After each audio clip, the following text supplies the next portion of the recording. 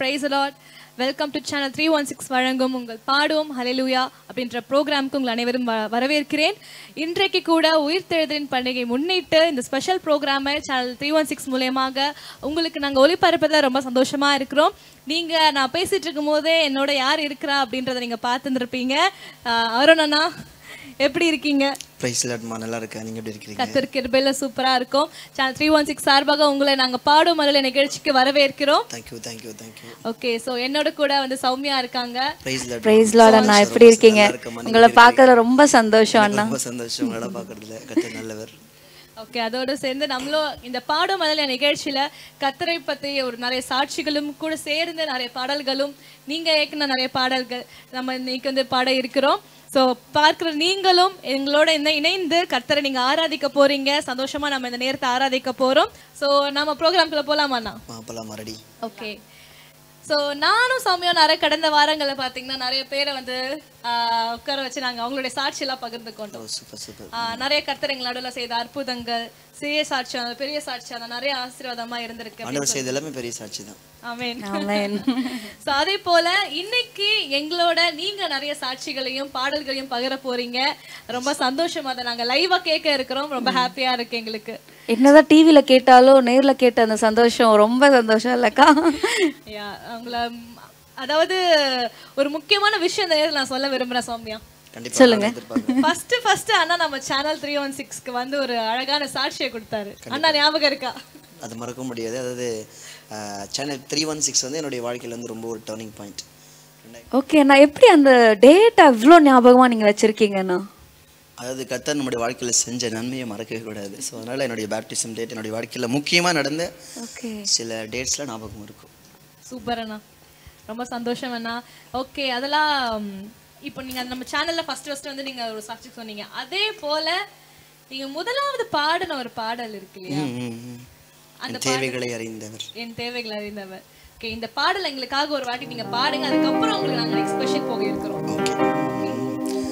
என் தேவைகளை அறிந்தவர், என் வழிகளையும் அறிந்தவரே, உன் கண் முன்பாக என்னை வைத்தவர், என் கண்ணீரையும் துடைப்பவரே, எப்படிப்பா நன்றி சொல்லுவே, உயிருள்ளவரை உம்மை துதிப்பே, எப்படிப்பா நன்றி சொல்லுவே, உயிருள்ளவரை உம்மை துதிப்பே. இந்த பாட்டை ஒரு டிவி சேனல்ல கூட நீங்க பாடி இருக்கிறீங்களே. கரெக்ட்டா ஞாபகம் வச்சிருக்கீங்க அண்ணா. எனக்கு அந்த சாங் வந்துட்டு முதல்ல அடுத்த ஒரு டிவி ஊழியன் போனது ஒரு பாடல் பாடுறோம் அப்படின்னா அது உங்களோட நான் பாடும்போது அப்போ உணர்ந்த வரிகள் எனக்கு உண்மையிலே ரொம்ப அந்த டைம்ல கூஸ் பம்பா இருந்துச்சு. உங்களோட சேர்ந்து இணைந்து பாடுறதுல ரொம்ப சந்தோஷமா இருந்தது. என்ன சௌமியா சொல்றீங்க? ஓகேக்கா, எனக்கு கேட்கணும்னு தோணுது. ஆனா நல்ல வரிகள் எழுதிருக்கீங்க. சார், இந்த வரிகள் எழுதுறதுக்கு முன்னாடி எப்படி ஆண்டவர் இந்த வரிகள் உங்களுக்கு கொடுத்தாரு அப்படின்ற அந்த ஒரு பாதை எங்களுக்கு சொல்றீங்களா? ஸோ இந்த வரி வந்து எப்படி உருவாச்சு அப்படின்னா, நாங்கள் சென்னைக்கு வந்தோம். 2016 சென்னைக்கு வந்தோம். எனக்கு டெஸ்டிமனி நிறைய தெரியும். நான் அதனால் அதை சொல்ல விரும்பல பாடல். ஸோ அப்போ வந்து சென்னைக்கு 2016 வரும்பொழுது என்னுடைய பெரிய பொண்ணு வந்து எங்கள் ஊரில் எல்கேஜி படிச்சுட்டு இருந்தா. ஸோ அப்போ சில சூழ்நிலை, கடன் பிரச்சனை அப்படின்றதால அந்த படிப்பை அப்படியே டிஸ்கண்டினியூ பண்ணிவிட்டு நாங்கள் சென்னைக்கு ட்ராவல் பண்ணுறோம். ஸோ நம்ம படிக்கலை, ஆனால் நம்ம பிள்ளைங்க நல்லா படிக்கணும் அப்படின்னு சொல்லி எல்லாருக்குமே ஆசை இருக்கும் இல்லையா? ஸோ எனக்கு அதே ஆசை இருந்துச்சு. ஆனால் என்ன பிரச்சனைனா ஃபீஸ் கட்டுறதுக்கு வழி இல்லை. அப்போ நானும் என் பொண்ணு முட்டி போட்டு இது கையை பிடிச்சி ஜெபம் பண்ணிகிட்டே இருக்கும்போது எனக்குள்ள ஒரு வரி உருவாச்சு. அதாவது சில வழிகள் புதிய வரிகளை உருவாக்கும் அப்படின்ற மாதிரி. ஆமாம், வலி வந்து வரியாக மாறும் அந்த மாதிரி. ஸோ அப்போ தான் ஆண்டவரே எங்கள் தேவை உங்களுக்கு தெரியும், ஃபீஸ் கட்டணும், உதவி செய்யுங்க அப்படின்னு சொல்லி ஏசப்பா கிட்ட பேசின அந்த வார்த்தை தான், என் தேவைகளை அறிந்தவர், என் வழிகளையும் அறிந்தவரே. இந்த பாடல் எனக்கு முதல்ல சூப்பர் அண்ணா. Praise God, praise God. Okay அண்ணா, ரொம்ப அழகா சொன்னீங்க எங்களுக்காக. அடுத்ததா உங்களுக்கு ஒரு சின்ன கேள்வி வச்சிருக்கோம். என்ன அப்படின்னா நாங்க நிறைய சாட்சிகள் நீங்க சொல்றதெல்லாம் பார்த்துட்டு இருந்தோம். நீங்க பண்ற அநேக ஊழியங்கள் நாங்க நிறைய போன்ஸ்ல ரீல்ஸ் பார்க்கும்போது வருது, ஸ்டோரிஸ்ல பாக்குறோம். ஆனா நம்ம ஆர்வம் தான் அப்படின்ற மாதிரி நாங்க நிறைய வாட்டி பார்த்திருக்கோம். ஸோ இப்போ உங்களுக்கு கடவுள் உங்களுக்கு என்னென்ன ஊழியம் கொடுத்துருக்கிறாரு, நீங்க என்ன ஊழியங்கள் பண்ணிக்கிட்டு இருக்கீங்க? இப்போ என்ன ஊழியம் கொடுத்துருக்காருன்னு ஆரம்பத்தில் கொடுத்த அதே ஊழியம் தான். ஸோ அதை வந்து கர்த்தர் விரிவாக்கி இருக்கிறார், அவ்வளோதான். ஃபஸ்ட்டு எங்கள் சர்ச்சுக்கு மட்டுமே பிளெஸ்ஸிங்காக இருந்த என்ன இன்னைக்கு எல்லா சர்ச்சுக்குமே ஒரு ஆசீர்வாதமாக, கொஞ்சத்தில் உண்மையாக இருந்தால் அநேகத்தில் கர்த்தர் அதிகாரியை வைப்பார்னு கேள்விப்பட்டிருக்கிறோம். ஆனால் என்ன உண்மையை பார்த்தான்னு எனக்கு இது வரைக்கும் தெரியல. பட் மற்ற இடத்துல பார்க்காது எதையோ ஒன்று கற்று என்னிடத்துல பார்த்துருக்காருன்னு நான் நம்புகிறேன். ஸோ அந்த நம்பிக்கையை இன்றைக்கி என்னுடைய சர்ச்சுக்கு மட்டுமே நான் பிளெஸ்ஸிங்காக இருந்தேன்னா இன்றைக்கி நிறைய சபைகள், அதாவது தொண்டெல்லாம் சுத்தமாக எனக்கு போயிடுச்சு, இது என்னுடைய தொண்டையே கிடையாது. ஸோ டெய்லி மீட்டிங் தான், டெய்லி ஒவ்வொரு நாளும் ட்ராவல், ஒவ்வொரு நாளும் ஒரு சர்ச்சு, ஒவ்வொரு நாளும் ஒரு பலிபீடத்தில் நின்று, ஒவ்வொரு நாளும் ஒரு க்ரௌட், ஒவ்வொரு நாளும் ஒரு பாஸ்டர்ஸ். ஸோ ஆண்டவர் வந்து இப்போ நிறைய சபைகளுக்கு கொண்டு போகிறார். பாடல் ஊழியத்தின் மூலிமா நிறைய பேர் தொடப்படுறாங்க. ஸோ அதேமாதிரி அவர் கொடுக்குற ஒவ்வொரு வரிகளுமே அநேகருடைய வாழ்க்கையில் இருக்கிற வழிகளை மாற்றுது. ஸோ நமக்கு வந்த வழி வரியாக மாறி இந்த வரி அவங்களுடைய வழியை மாற்றுது.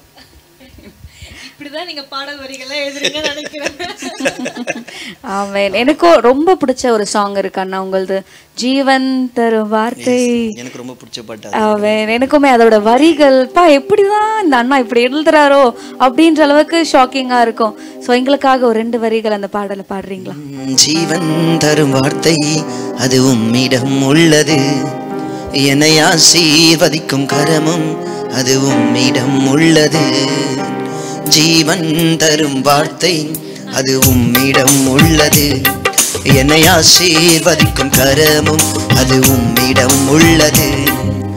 உம்மை விட்டால் எங்கே போவேன் ஏசப்பா, உங்க பாதம் விட்டா எனக்கு எதுவும் இல்லப்பா. உம்மை விட்டால் எங்கே போவேன் ஏசப்பா, உங்க பாதம் விட்டா எனக்கு எதுவும் இல்லப்பா. ஜீவன் தரும் வார்த்தை அது உம்மிடம் உள்ளது, என்னை ஆசீர்வதிக்கும் கரமும் அது உம்மிடம் உள்ளது. இந்த பாட்டியுமே நீங்க கூட பாடிருக்கீங்கல்ல? ஆமா, நான் மறுபடியும் அவங்களோட செய்த பாடத்துல எனக்கு ரொம்ப சந்தோஷம். சரி, இந்த பாட்டுக்கு பின்னணியா கண்டிப்பா ஒரு சின்ன ஸ்டோரி இருக்கும். கண்டிப்பா. இந்த பாடல் நான் எழுதின நாள் வந்து 2018 வருஷம் நவம்பர் மாதம் 13ஆம் தேதி என்னுடைய லைஃப்பில் நான் இந்த பாடல் எழுதினேன்னா, ஒரு பயங்கர ஒரு கடினமான ஒரு சூழ்நிலை. இந்த உலகத்தில் நல்லா இருக்கும்போது யாருமே நம்ம கூட இருப்பாங்க, ஆனால் ஒன்றுமே இல்லாத நேரத்தில் ஒருத்தருமே கூட இருக்க மாட்டாங்க. சில தோல்வி நேரத்தில் ஒருத்தருமே கூட இருக்க மாட்டாங்க. இப்போ இந்த கிறிஸ்துவ கல்யாணத்திலாம் சொல்லுவாங்க, கையை பிடிச்சி வாழ்விலும் தாழ்விலும், சுகத்திலும் சுகவனத்திலும், இன்பத்திலும் துன்பத்திலும், அப்படி சொல்லுவாங்க. இந்த வார்த்தைக்கெல்லாம் சொந்தக்காரர் இயேசு கிறிஸ்து மட்டும்தான். ஸோ இப்படிப்பட்ட ஒரு சூழ்நிலை என்னுடைய வாழ்க்கையில் வந்தது. இந்த நாள் மறக்க முடியாத ஒரு நாள். நிறைய பேர் கேவலமாக பேசின ஒரு நாள், கடனில் ரொம்ப மூழ்கி போன ஒரு நிலைமை. என்னுடைய டெஸ்டிமனி தெரியும், ஒரு 10 ரூபா கீழே கிடந்த என் பிள்ளைக்கு பிஸ்கெட் வாங்கி தரலாமேன்னு சொல்லி தெருவாலஞ்ச நாட்கள். ஸோ அப்போ எனக்கு என் ஒய்ஃப்க்கும் பயங்கர பிரச்சனை, பயங்கர சண்டை. சரி, நான் முடிவு பண்ணேன், நம்ம ஒய்ஃபே வேண்டாம், குடும்பம் வேண்டாம், எங்கேயாவது போயிடலாம் அப்படி சொல்லி. அந்த சூழ்நிலையில் ரொம்ப கஷ்டமான ஒரு சூழ்நிலை. தனியாக ஒரு 1 வீக் வந்து நான் தனியாக போயிட்டேன், தனியாக ஒரு வீடு எடுத்து. ஸோ தனியாக தான் எங்களுடைய ஒரு 1 வீக் என்னுடைய வாழ்க்கை அங்கே தான் இருந்துச்சு. எங்கேயாவது போயிடலான்னு நினச்சி அந்த வீட்டில் தான் நான் 1 வீக் தனியாக இருந்தேன். ஸோ அப்போ அந்த நேரத்தில் நான் அதிகமாக நான் நல்லா ஆண்டவரை நான் லவ் பண்ணுவேன், ஆண்டவர் நல்லா ஜெபம் பண்ணுவேன். அப்போ சில நேரத்தில் முட்டி போட்டு எங்கேயாவது போய்ட்றேன் ஏசப்பா, எனக்கு மனைவி வேண்டாம், பிள்ளைங்க வேண்டாம், எங்கேயாவது உலகத்து ஏதாவது ஒரு மூலையில் போய்ட்றேன். ஸோ அந்த மாதிரி ஒரு சூழ்நிலைக்கு போகும்போது ஒரு சத்தம் எனக்கு கிடைச்சி, எங்கேப்பா போவேன், நீ பெங்களூருக்கு போனாலும் அங்கேயும் நான் தான் இருப்பேன், அங்கேயும் என்னுடைய பாதம் தான் இருக்கும். ஸோ ஒரு முறை ஆண்டவர் பேதுருவை பார்த்து கேட்டார், இது கடினமான உபதேசம் சொல்லி எல்லாருமே போயிட்டாங்க, இப்போ நீங்களும் போய்விட மனதாக இருக்கீங்களான்னு சொல்லி பேதுரு பார்த்து கேட்கும்போது பேதுரு சொன்னார், எங்கே ஆண்டவரே போவோம், ஜீவன் தருகிற வார்த்தை உம்மிடத்தில் இருக்கிறது. ஸோ அந்த வார்த்தை நான் எங்கே ஏசப்பா போவேன், எங்கேயும் போக மாட்டேன் அப்படின்னு சொல்லி முட்டி போட்டு அந்த சமூகத்தில் ஜெபிச்சிட்டே இருக்கும்போது இந்த ராகம் எனக்குள்ள அப்படியே டவுன்லோட் ஆக ஆரம்பிச்சிச்சு. ஸோ அந்த பாடல் அப்படியே 3 சான்ஸாக எழுதினேன். ஸோ அந்த பாடல் எனக்கு எத்தனையோ பேரோட வாழ்க்கையில் ஏற்கனவே சொன்ன மாதிரி அந்த வழிகளை மாற்றி இருக்கிறது. ஸோ ஆண்டவருக்கு தான் மகிமை. Praise God. அண்ணா எங்களுக்காக அந்த ஸ்டான்ஸாவும் பாடிடுறீங்களா? ஸோ அந்த ஸ்டான்ஸை வந்து பார்த்தீங்கன்னா, அனாதை போல நான் மழைக்காலம் இல்லாமல் நனைந்தேன், போகும் பாதை தெரியாமல் பைத்தியம் போல. நிறைய பேர் அந்த மாதிரி சிச்சுவேஷன்ஸ்ல இருக்காங்க. கண்டிப்பா கண்டிப்பா. ஆனா என்றைக்கும் நம்ம அந்த சிச்சுவேஷன்ல இருந்து கை தூக்கி உதவின கர்த்தர் இன்றும் பார்த்து கொண்டிருக்க எல்லாரையுமே வந்து கை தூக்குவார். இந்த பாடல்கள் அனைவருக்கு உதவி செஞ்சிருக்கு. அது எப்படின்னா, சிலர் வந்து அனாதையாவே பிறப்பாங்க. ஸோ சிலருக்கு வந்து எல்லாருமே இருந்து அவங்க அனாதையாக இருக்கிற மாதிரி ஒரு ஃபீல் வரும். ஸோ அந்த மாதிரி தான் எல்லாருமே இருந்த அப்பா அம்மா எல்லாருமே கூட இருந்தால் ஆனாச்சு நம்ம அனாதையாக இருக்கிறோமே அப்படின்ற ஒரு ஃபீல் வரும்பொழுது எனக்கு இதுக்குள்ள அந்த வரி போலாமா? அனாதை போல நானும் அடைக்கலம் இல்லாமல் அலைந்தேன், போகும் பாதை தெரியாமல் வழியிலே கலங்கி நின்றேன். அனாதை போல நானும் அடைக்கலம் இல்லாமல் அலைந்தேன், போகும் பாதை தெரியாமல் வழியிலே கலங்கி நின்றேன். வந்தீரே உந்தன் பிள்ளை என்று மீட்டீரே உந்தன் ஜீவன் தந்து, வந்தீரே உந்தன் பிள்ளை என்று மீட்டீரே உந்தன் ஜீவன் தந்து, உம்மை விட்டால் எங்கே போவேன் ஏசப்பா, உங்க பாதம் விட்டால் உம்மை விட்டால் எங்கே போவேன் ஏசப்பா, உங்க பாதம் விட்டா எனக்கு எதுவும் இல்லப்பா. சூப்பர் அண்ணா, ரொம்ப உற்சாகமா இருக்கு இந்த பாடல் பாடும்போது. எனக்கு ஒரு மாதிரி கண்ணுல கலங்குதுக்கா. ஃபர்ஸ்ட் டைம் இந்த மாதிரி கேக்குறேன். உண்மை விட்டா எங்கே போவேனே ஆமென். உங்க பாதம் விட்டா எங்களுக்கு எதுவும் இல்ல, அவரோட பாதத்துல சரணா இருந்தாச்சு. கண்டிப்பா பேசுங்க. ஓகே ஓகே அண்ணா, நீங்க சூப்பரா பாடுறீங்க ஆஸ் யூஷுவல். செம்மையா இருந்தது லைவா கேட்கவும். ஆனா இன்னொரு கொஸ்டின் கூட நான் கேட்கணும்னு ஆசைப்படுறேன். ஓகே, நான் பாத்தீங்கன்னா நீங்க நிறைய மினிஸ்ட்ரிஸ் போயிட்டு இருப்பீங்க, நிறைய ஊருக்கு போயிருக்கலாம். அங்க உங்களை உருக்கமா தொட்ட ஏதாச்சும் சாட்சி இருந்ததுன்னா எங்களோட பகிர்ந்து கொள்றீங்களா? ஆமா ஆமா நிறைய இருக்கு, அந்த மாதிரி நிறைய இருக்கு. ஸோ அவனோட கிருபையில இந்த ஒரு 1.5 வருஷத்துல ஒரு 400 சர்ச்சுக்கு மேல போயிருக்கோம். ஸோ அதுல 400 சர்ச்சில் வந்து பாத்தீங்கன்னா, ஸோ நான் எப்படி மினிஸ்ட்ரி பண்ணுவேன்னா லாஸ்ட்டில் ஆல்ட்ரு கால் கொடுப்பேன், என்னுடைய மினிஸ்ட்ரினோட டெஸ்டிமனி சொல்லி. ஸோ அப்போ அந்த ஆல்ட்ரு கால் கொடுக்கும்போது நிறைய பிள்ளைங்க வந்து தங்களுடைய வாழ்க்கையை இயேசுக்கு அர்ப்பணிக்கிறது எங்களால் பார்க்க முடியும். நல்ல வாலிப பிள்ளைங்க. ஸோ நிறைய அழுது ஒப்பு கொடுக்குற நிறைய மீட்டிங்ஸ் எங்களுடைய உள்ளத்தில். ஸோ அதை ஓடிக்கும். அதனால் டெய்லி ஓடுறது எனக்கு ரொம்ப பிடிச்சிருக்கும். ஸோ ஒவ்வொரு கிராமம் ஒவ்வொரு மாவட்டம் பல வெளி மாநிலங்கள்லாம் கற்றுக்கொண்டு போயிருக்கிறேன். ஸோ அந்த ஆல்ட்ரு கால் கொடுத்து எனக்கு அந்த மாதிரி நடத்துறதுல ரொம்ப பிடிக்கும். அவங்க தன்னுடைய வாழ்க்கை எத்தனை பேர் இயேசுக்கு உங்களுடைய வாழ்க்கையை அர்ப்பணிக்கிறீங்க அப்படி கேட்கும்போது நிறைய ஓடி வருவாங்க. ஸோ அவ்வளோ பிள்ளைங்க தன்னுடைய வாழ்க்கையை இயேசுக்கு அர்ப்பணிச்சிருக்காங்க. அந்த 400 மீட்டிங்கில் குறைஞ்சது ஒரு 350 மீட்டிங்லேயே ஆல்ட்ரு கால் கொடுத்துருக்கேன். நீங்க இப்ப சொல்லும் போது ஒரு வார்த்தை எனக்கு உண்டாச்சு, அதாவது கேட்கணும்னு தோணுச்சு. வெளி மாநிலம் சொன்னீங்க, எந்தெந்த ஊருக்குலாம் பிரயாணிச்சிருக்கீங்க, இல்ல வேற எந்த வெளி ஊருக்கு போயிருக்கீங்களா? சொல்லுங்க எங்களுக்காக. வெளியூர் அதான் கேரளா, ஆந்திரா, கர்நாடகா, மகாராஷ்டிரா, புனே, இந்த மாதிரி வெளி மாநிலங்களுக்கு போயிருக்கிறோம். அக்கா, இந்த பாட்டு கேட்டிருக்கீங்களா நீங்க? என் இதயம் துடிக்க மறந்தால் எப்படி மறப்பேன், எப்படி கேட்காம இருப்பேன். ரொம்ப ரீசெண்டா ஒரு வெளியிட்டு இருக்கிறாரு அந்த பாடல், ரொம்ப அழகா இருந்தது இல்லையா சௌமியா? என் இதயம் துடிக்க மறந்தால் அதுதான் என்னுடைய கடைசி நிமிடம். அதே போல உண்மை நான் துதிக்க மறந்தால் அதுதான் என்னுடைய மரணம் இல்லையா? அந்த நாள் தான் என்னுடைய மரணம். ரொம்ப அழகான வரிகள் அண்ணா. சோ இந்த பாடலுக்கு பின்னாடி ஒரு கண்டிப்பா இதுக்கான ஒரு ஸ்டோரி இருக்கும், ஒரு சாட்சி நீங்க கண்டிப்பா வச்சிருப்பீங்க, அது எங்களுக்காக பகிர்ந்து கொள்ளுங்க. ஸோ கண்டிப்பாக என்னென்னா, இந்த பாடல் வந்து நான் எழுதின பாடல்களை இது வந்து ஒரு லவ் சாங், அதாவது ஆண்டருக்கு நான் எழுதின லவ் லெட்டர். எப்படி இது சாலமோன் உன்னத பாட்டு எழுதுறது போல? சூப்பர். ஸோ ஆனால் நம்ம எழுத லவ் லெட்டரை பார்த்து சாலமோன்னு போறாம படணும். ஆமென். யாரா இவன் நமக்கே டஃப் கொடுக்குறான் அப்படின்ற.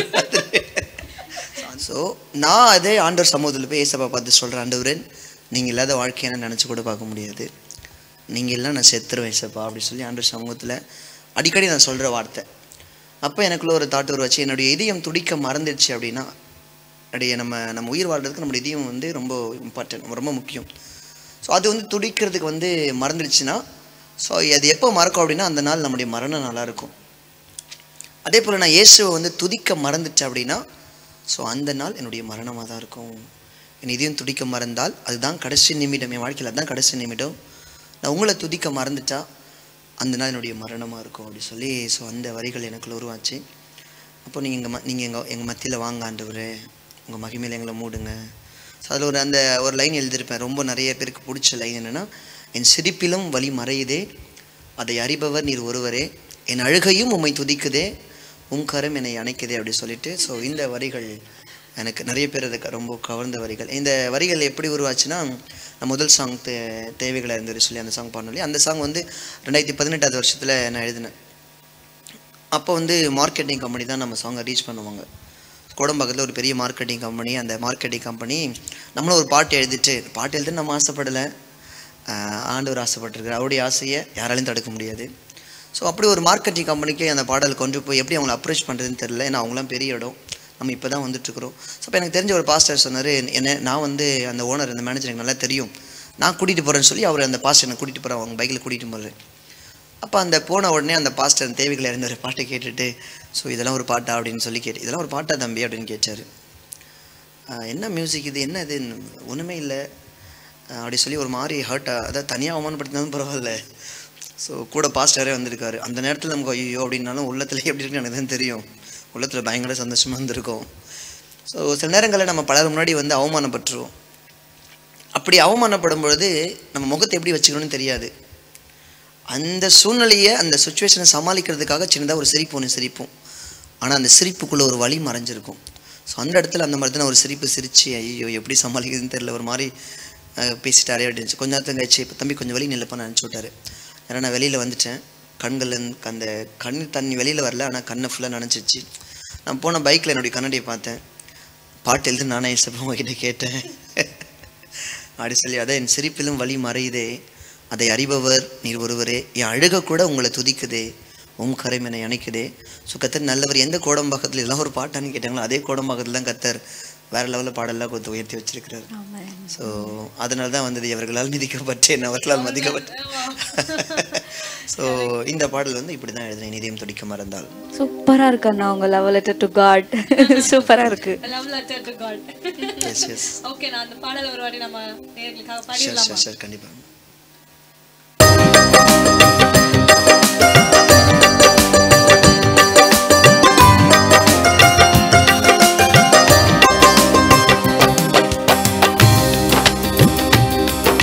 என் இதயம் துடிக்க மறந்தால் அதுதான் கடைசி நிமிடம், நான் உம்மை துதிக்க மறந்தால் அந்த நாள் என் மரணம்.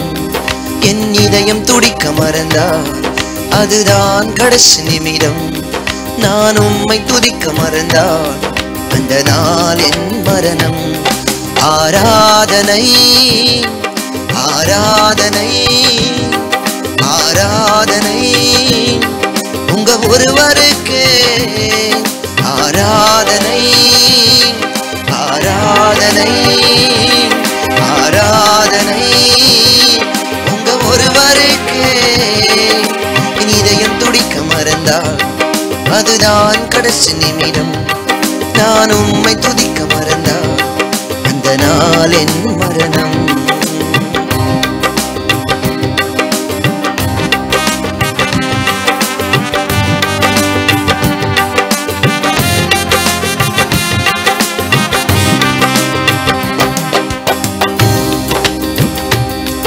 எங்கள் மத்தியில் நீர் வாருமே, உங்க மகிமையா எங்களை மூடுமே.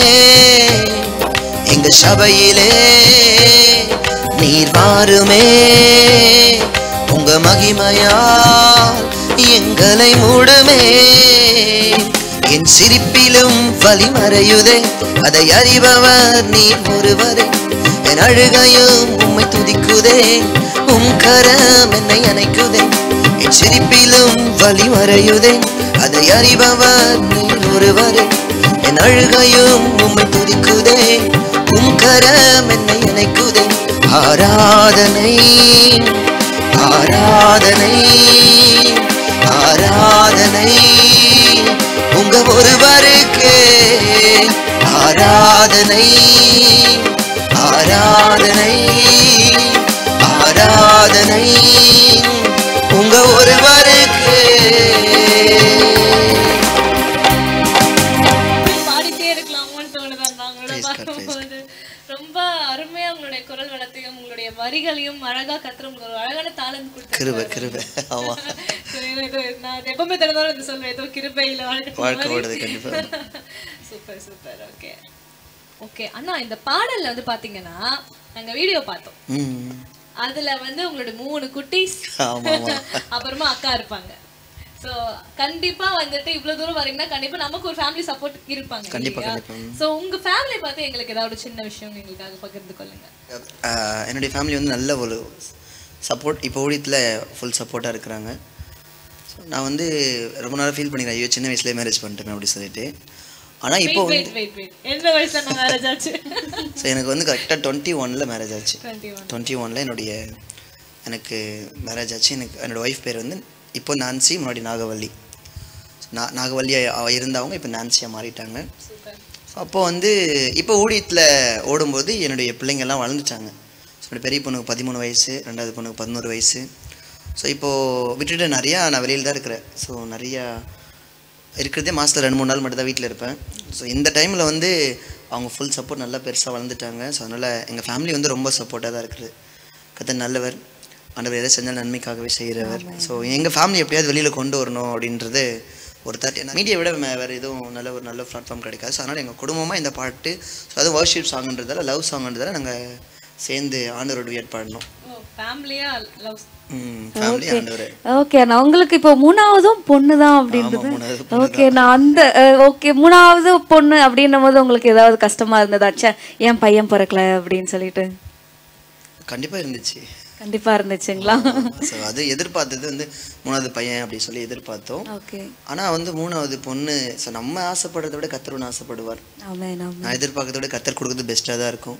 ஸோ அப்போ அல்ல அப்படின்ற மாதிரி அப்போ வந்து ஒரு பாட்டு பாடினேன். என்னன்னா, என் ஆசையெல்லாம் நடக்கணுன்னு அவசியம் இல்லைப்பா, நான் விரும்பினது கிடைக்கணுன்னு என் வேண்டுதல் இல்லைப்பா, உங்கள் இதய துடிப்பை அறிந்து என் இதயம் துடிக்க வேணும், நீ சொல்லும் வார்த்தைகளை நான் தினமும் செய்ய வேண்டும், என் ஆசையெல்லாம் நடக்கணுன்னு அவசியம் இல்லைப்பா. இந்த பாட்டை என்னுடைய 3வது பொண்ணு பிறந்துட்டான்னு அந்த செய்தி கேட்டு வீட்டில் வந்து இந்த பாட்டு பாடி ஆராதிச்சேன்.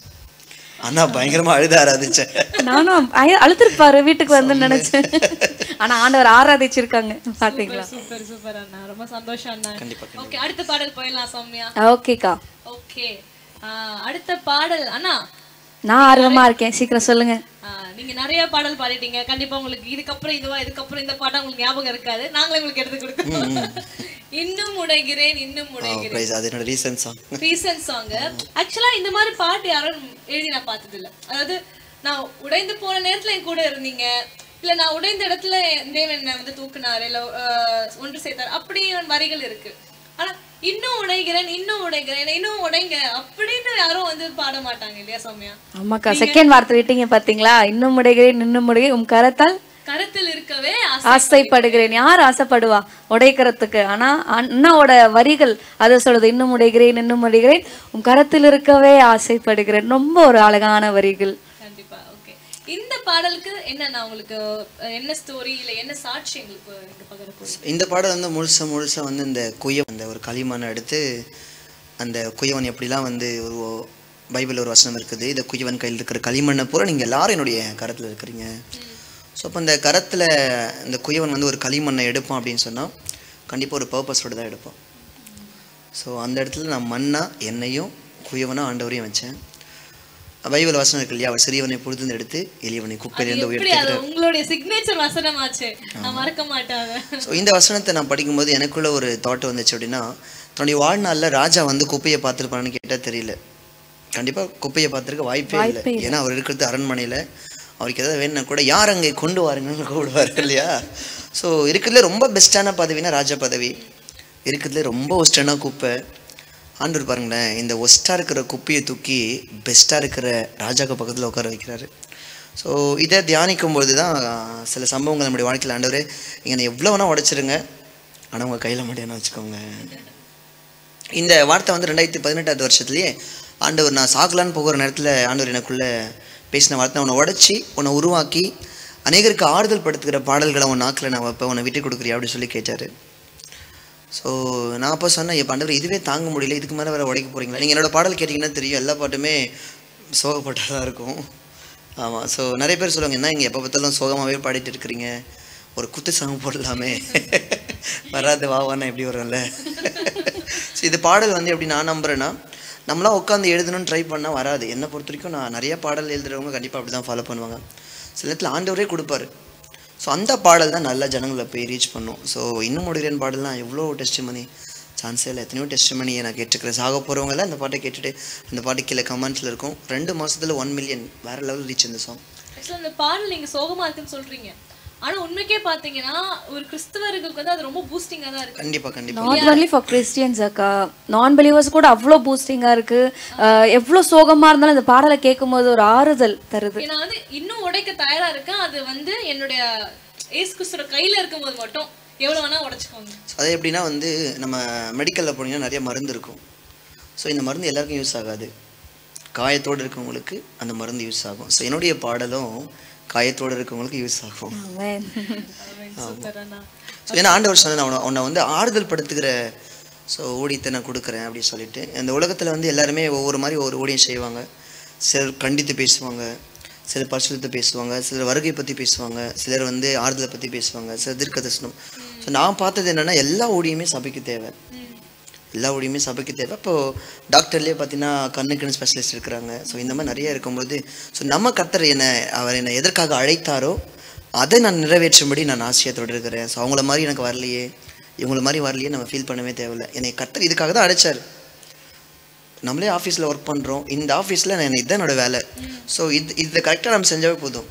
ஐயோ அந்த மேனேஜர் ஆகலையே அப்படின்னு நம்ம ஃபீல் பண்ண தேவையில்லை. ஸோ அந்த மாதிரி கர்த்தர் நிறைய பேர் என்ன பார்த்து சொல்லிக்கிறாங்க, ஒரே மாதிரி அழுவுற மாதிரியே இருக்கவங்க பாட்டெல்லாம் அப்படி சொல்லிக்கிறாங்க. நான் கவலைப்பட்டதே இல்லை, ஏன்னா கர்த்தர் அதான் கொடுத்துருக்காரு.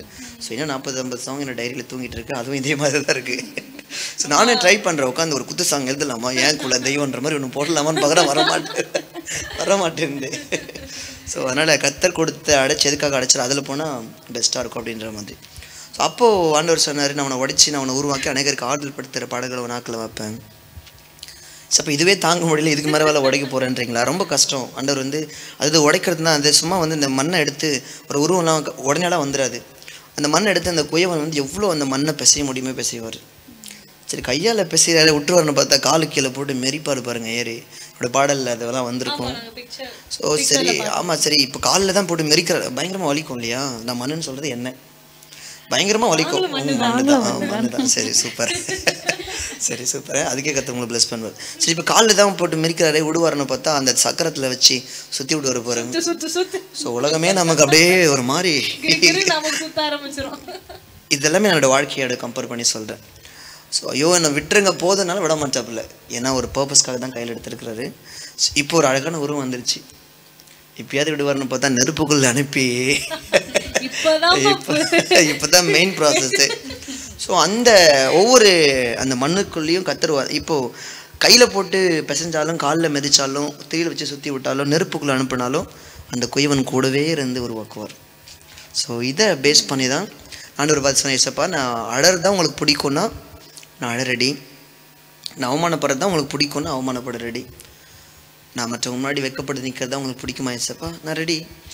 என்னை எவ்வளோ வேணா உடச்சிருக்கேன், ஆனால் அவங்க என்னை கையில் மட்டும் நான் வச்சுக்கோங்க ஏசப்பான்னு சொல்லி ஆண்டவர் பார்த்து நான் சொன்னேன். ஸோ அந்த வார்த்தை ஏசுக்காக நான் யாரை வேணால் தூக்கி போட ரெடி, ஆனால் யாருக்காகவும் ஏசு விட மாட்டேன்.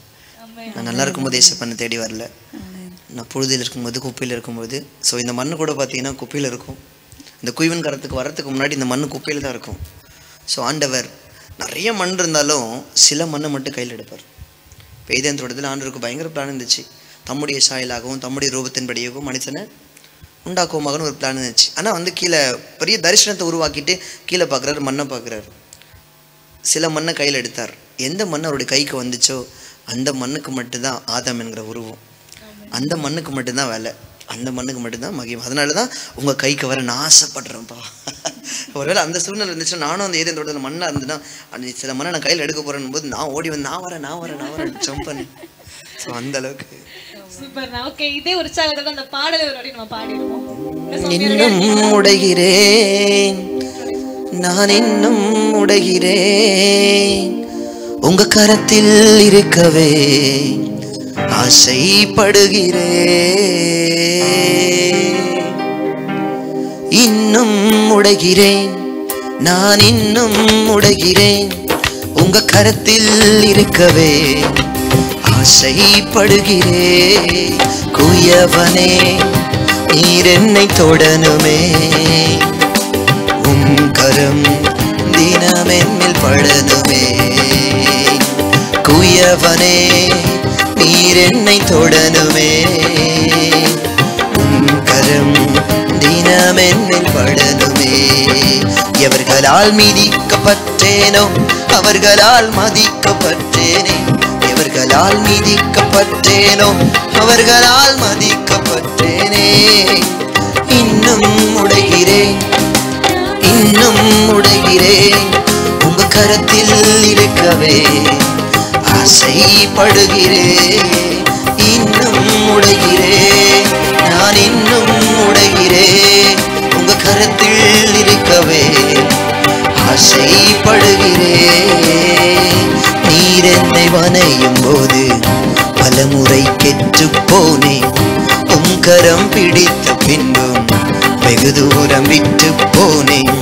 நீர் என்னை வனையும் போது பலமுறை கெட்டு போனேன். உம் கரம் பிடித்த பின்பும் வெகு தூரம் விட்டு போனேன். மண்ணென்று தூக்கி எறியாமல் பொன்னென்று கரத்தில் வைத்தீரே. மண்ணென்று தூக்கி எறியாமல் பொன்னென்று கரத்தில் வைத்தீரே. இன்னும் உடைகிறேன், நான் இன்னும் உடைகிறேன். உங்க கரத்தில் இருக்கவே ஆசைப்படுகிறேன். இன்னும் உடைகிறேன், உடைகிறேன். உங்க கரத்தில் இருக்கவே ஆசைப்படுகிறேன். எத்தனை ஒரு ஆண்டு சமூகத்தில் பேசப்ப நான் பரிசுத்தமா வாழ்வேன்னு தீர்மானம் பண்ணியிருக்கிறேன். ஆனால் எத்தனையோ நாட்கள் பரிசுத்தத்தை இழந்து போயிருக்கிறேன். ஸோ எத்தனையோ நாட்கள் வந்து ஆண்டவரே நான் இதுக்கப்புறம் ஜெபிக்காமல் நான் தூங்க மாட்டேன். நான் ஜெபிக்காத நாட்கள் தான் எத்தனை. இதுக்கப்புறம் ஏசப்பா நான் பைபிளை படிப்பேன், உன் நல்லா ஆராதிப்பேன். ஆனால் பல நாட்கள் பைபிளையே மறந்துட்டோம். ஆனால் ஆண்டவர் வந்து இது என்னடா இவன் பரிசுத்தமாக வாழன்னு நினைக்கிறான், வாழ மாட்டான். உண்மையாக இருக்கணும்னு நினைக்கிறான், வாழ மாட்டான், ஜெபிக்க மாட்டான்.